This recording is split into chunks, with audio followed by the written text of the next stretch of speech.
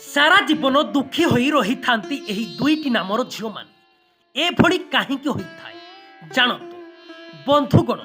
आज आमे आपण मानकु एभली दुईटी नाम थिबा झील मानक विषय रे कहिबाकु जाउछु जेउ माने जीवन सारा दुखी होई रही थांती। एहा सहित सेमानकु केबे मध्य निज स्वामी को ठारू प्रेम मिली न थाए। आम समाज रे विवाह दुई जनक मध्यरे नुहे बरं दुईटी परिवारर मिलन मध्य होइथाए।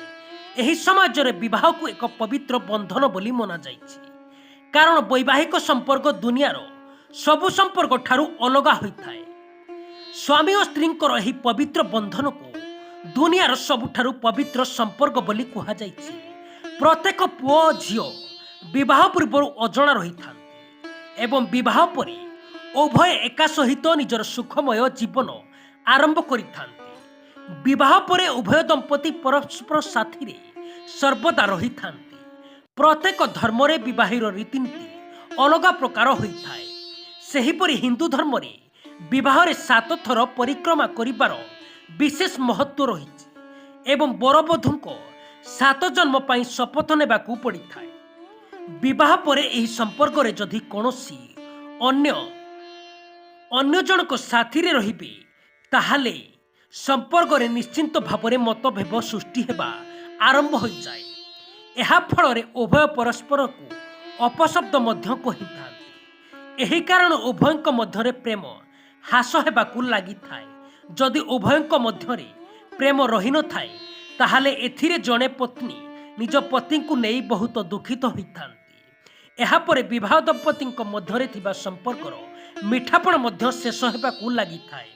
आज आमे आपण मानकु एही भली दुई गोटी नामर झियो मानक विषय कहिबाकू जाउछु जेउ माने निज स्वामी को नेई सर्वदा दुखी रही थांती। कहिबाकू गले ज्योतिष शास्त्र अनुसार राशि और नामर प्रथम अक्षर व्यक्तिर व्यक्तित्व स्वभाव गुण भविष्यत विषय जना पड़ी थाए। आसंतु सेही विषय विस्तार रूप से जानिबा।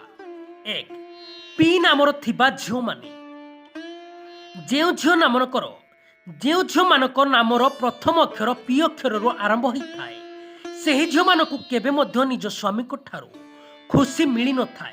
किंतु एही नामर झियो माने निज स्वामी को बहुत प्रेम और सम्मान करिथांती। एमानक मध्यरे सर्वदा निज प्रेम को हराइबार भय लागि रही थाए।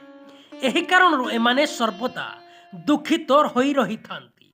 एमाने सर्वदा निज स्वामी और परिवार लोकंकर आवश्यकता उपरे विशेष भावरे ध्यान रखि थांती। 2 के नाम थिबा झियो माने जेउ झियो मानकर नामर प्रथम अक्षर के अक्षर आरंभ होइथाए सेही झियो माने निज स्वामी सहित केबे भी खुशी रे रही न थांती। एहा सहित एही नामर झियो माने सर्वदा निज स्वामी उपरे संदेह करिथांती। अर्थात एमाने बहुत संदेही प्रकृतिर होइथांती। एमानकर एही स्वभाव कारणरू एमानक स्वामी एमानकु पसंद करंती नाही। अर्थात एमाने निज स्वामी को केबे भी कहा सहित बांटिबाकू चाहंती नाही। एही कारणरू एमाने सब बेले दुखी होई रही थांती। किंतु एमाने परिवारर परिचालना करिबारे समर्थ होई थांती। दर्शक बंधु भिडियोटी भलो लागिले निहाती गोटिए लाइक करंतु।